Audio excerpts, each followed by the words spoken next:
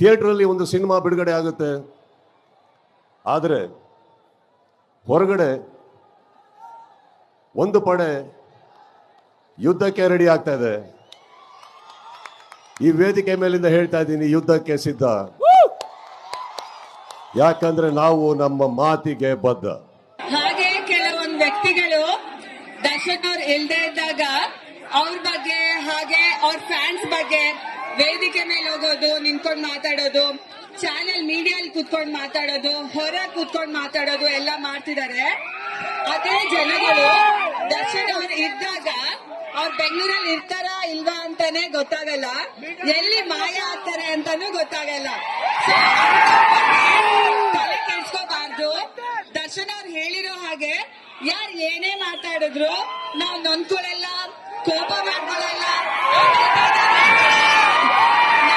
Important ನಿಮ್ಮ ಪ್ರೀತಿ ಹಾಗೂ ಬೆಂಬಲ ಮಾತ್ರ.